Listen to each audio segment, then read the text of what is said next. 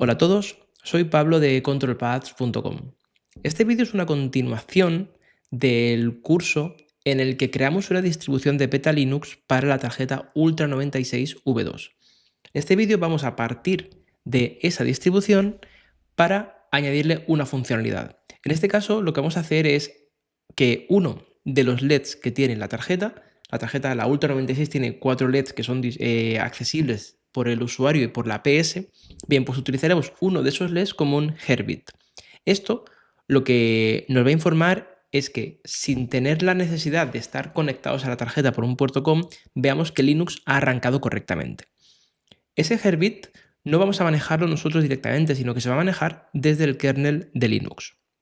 Entonces, nada, habrá que hacer unas modificaciones en el device tree, volver a compilar Linux y volver a preparar la tarjeta SD.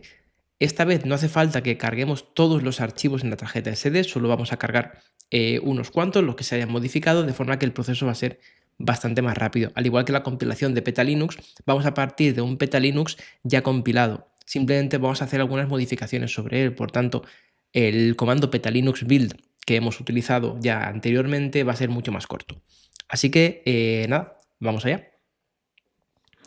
Como veis, tengo todo el terminal tal y como se quedó en el curso. Tenemos la carpeta OS, en la que ya tenemos generada la carpeta imagen, images, que es donde está almacenada los archivos de la tarjeta SD. Entre otros, y bueno, si navegamos a esta carpeta, vemos que tenemos el punto .wic, que es el que grabamos en el vídeo anterior, ¿no? El que grabamos en la tarjeta SD. Vale, como he dicho, lo que vamos a hacer es utilizar uno de los LEDs como Herbit. Lo primero que tenemos que hacer es saber de qué LEDs disponemos. Eso lo podemos hacer navegando por internet y buscando la Hardware Guide, que la tenemos aquí. Aquí si abrimos, nos vamos al índice y por algún lado tienen que estar los LEDs. Aquí están. Los 4 LEDs que tenemos accesibles son estos 4 de aquí. Como veis, están conectados al MIO 20, MIO 19, MIO 18 y MIO 17. Recordad que los MIO son los pines del Processing System que van al multiplexor. Por tanto, pueden tener diferentes tareas o pueden estar conectados a diferentes periféricos. Al nosotros en Vivado, al cargar el archivo de la tarjeta, al darle al apply preset, cuando hemos añadido el Processing System, ese archivo lo que nos está diciendo o lo que está configurando ya en Vivado es que estos MIO son GPIOs. No les va a decir que son LEDs, pero sí que son GPIOs. Le va a decir, por ejemplo, también que no están conectados a un puerto Ethernet, no son un SPI, no son un I2C, son simplemente GPIOs. Por tanto, estos son los que vamos a poder utilizar. Bien, como he dicho, lo que tenemos que hacer es una modificación sobre el device tree. Si recordáis, para abrir el device tree podemos hacerlo. Esta vez vamos a hacerlo con Gedit. La vez anterior lo hicimos con Nano, pero esta vez hay que escribir, bueno, hay que escribir bastante. Entonces lo hacemos desde Gedit y lo copiaremos directamente. Recordad que esto es una máquina remota, por tanto lo que voy a hacer es traerme la ventana del editor de texto desde ella hasta mi portátil. Lo que tenemos que modificar es en la carpeta Project Spec, MetaUser, Recipes BSP, Device Tree, Files y el System User DTSI. Bien, aquí me ha fallado porque no podemos abrirlo. Lo abrimos desde esta, que aquí sí que tengo habilitado la devolución de las ventanas. CD Workspace Video, solo tenemos aquí una carpeta OS y aquí sí, Gedit, Project Spec, MetaUser, Resize BSP, Device Tree, Files. Esto nada, tarda unos segundos en abrirse.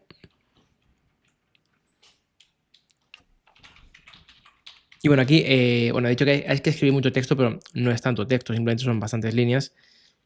Y escribirlas con Nano a mano, lo que voy a hacer es copiarlas de un archivo donde ya las tengo, pero iremos viendo línea a línea porque va a ser que es muy sencillo. Al final hay un periférico que es GPIO LEDs, Es un periférico que está directamente en el kernel, entonces le decimos que conecte, o mejor dicho, que utilice el driver GPIO LEDs en el GPIO, en el mío, que nosotros queramos. Y aparte, bueno, luego le decimos que ese LED se utilice de una forma en concreto, lo maneje el kernel de una forma en concreto. Ya tenemos aquí abierto el System User de TSI y esta vez no tenemos un nodo diferente, sino que vamos a modificar un nodo ya existente. Por tanto, lo que vamos a hacer es escribir dentro de estas llaves de aquí. Esto sería, fuera de estas llaves, serían nodos diferentes. Aquí es un nodo ya existente el que vamos a conectar a un driver, digamos. El código que tenemos que añadir, les digo, lo voy a copiar y pegar, pero ahora lo vemos. Es esto que tenemos aquí. Lo que le decimos es que el periférico GPIO LEDs es compatible con el driver, o mejor dicho, se maneja con el driver del kernel GPIO LEDs. Y luego aquí lo que hacemos ya es configurar directamente el GPIO que queremos. Le damos un label que he puesto HB de Herbit. Aquí le decimos los GPIOs que vamos a utilizar. En este caso es del nodo GPIO, que es el que contiene todos los GPIOs conectados a los mío. Del nodo GPIO, el mío 20, que el mío 20 recuerda que era este de aquí, el primer LED que tenemos. Después aquí le doy un estado por defecto, que va a ser, lo configuro como on, pero podría ser como off. Y esta es la parte importante, en la que el trigger, o el default trigger, mejor dicho, va a ser un Herbit. Esto va a configurar el funcionamiento del LED sin que el usuario tenga nada que ver. Simplemente nosotros, al decirle esto de aquí, simplemente aquí Petalinux ya sabe que ese LED lo tiene que manejar él y tiene que manejarlo de esta forma en concreto. No solo está esta forma de manejarlo, digamos, si nos vamos a los bindings del kernel de Linux, vamos a ver que tenemos diferentes opciones. En este caso, utilizamos esta opción de aquí. Diferentes opciones las podéis ver en una de las últimas notas que se han publicado. Si navegamos hasta el blog, aquí en Notes tenemos Using LED as Herbit in Petalinux. Y aquí tenemos los diferentes triggers. Aquí están.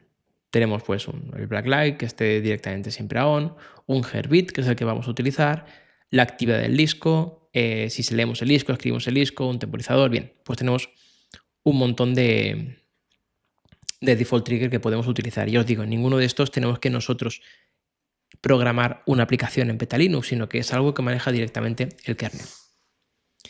Una vez tenemos esto añadido aquí, lo guardamos y lo siguiente es pues volver a hacer un Petalinux build.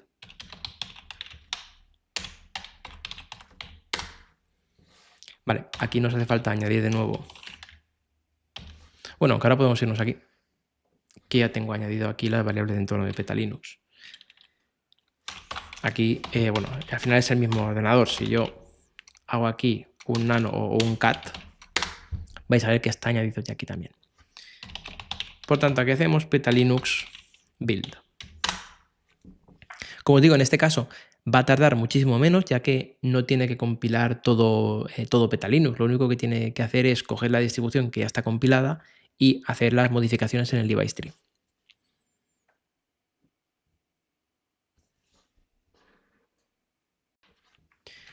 Bien, ya ha terminado de compilar Petalinux. Como he dicho, esta vez le va a costar solo un par de minutos. Ahora, igual que hicimos la vez anterior, tenemos que navegar hasta la carpeta de imágenes de Linux y generar los archivos de boot. Vamos a hacerlo así o directamente así. Vamos hacia arriba, lo tenemos. Vale, recordad que esta vez ya partimos de que en esta carpeta ya existe un boot.bin. Por tanto, si yo ejecuto esto tal cual, aquí me va a dar un error diciéndome que ya existe un boot.bin y que no puedo sobreescribirlo. ¿Veis? Lo que te dice es que, bueno, que ya existe el boot.bin, que uses el argumento de forzar. Pues si lo utilizamos, pues nos va a generar un boot.bin nuevo. Muy bien, ya tenemos aquí el boot bin con el ImageV y el boot SCR.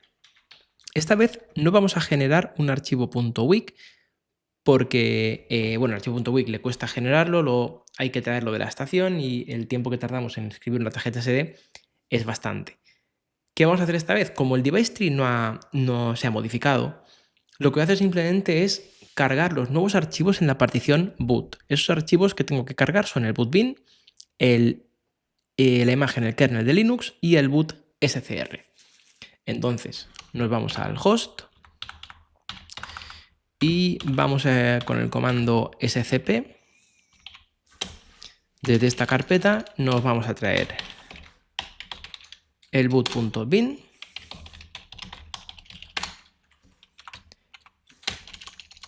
la imagen del kernel, que es el image.v, y el boot.scr.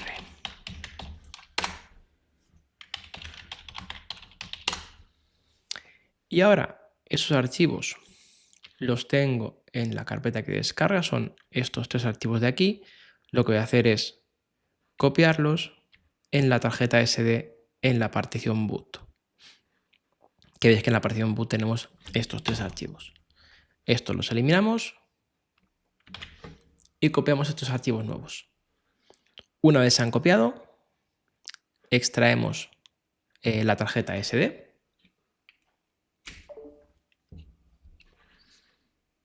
Y vamos a introducir la tarjeta SD en la Ultra 96.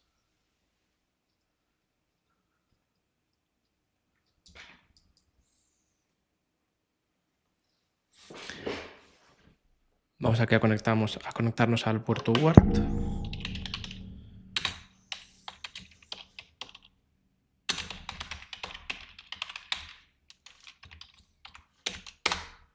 Ya lo tenemos. Y arrancamos.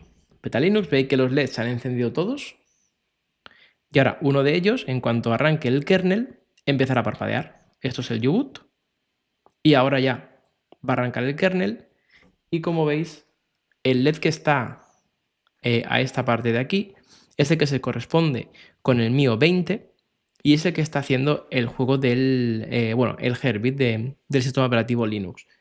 Recordad que nosotros no hemos modificado nada ni del device tree, no hemos modificado nada de root file system, simplemente hemos cambiado la imagen del kernel, que es la que va a manejar esto. Tampoco estamos lanzando ninguna aplicación. Simplemente hemos añadido esa entrada al device tree para decirle al kernel cómo tiene que manejar este LED. Como veis, aquí Linux ha arrancado sin ningún problema. Seguimos teniendo nuestro usuario Petalinux con la contraseña que habíamos configurado anteriormente y, pues como teníamos antes, el archivo test.txt. Y esta vez ya, pues la diferencia es que tenemos el LED parpadeando con un Herbit. Bien, pues esto ha sido todo. Ya os digo, este LED es muy útil para, en los casos en los que no tenemos una comunicación UART con la tarjeta, poder ver de un vistazo que ha arrancado el kernel de Linux correctamente. Esto, cuando tenemos sistemas de Linux embebidos, muchas veces el Linux está corriendo, está ejecutando las tareas que tenga que ejecutar, pero solo nos vamos a conectar a ese Linux por un puerto UART o por SSH, también podemos conectarnos en los casos de que queramos depurar algo o modificar algo. Si no, ese Linux arrancará y de esta forma pues podemos ver que el arranque ha sido correcto y que está trabajando. Así que nada, nos vemos en otro vídeo.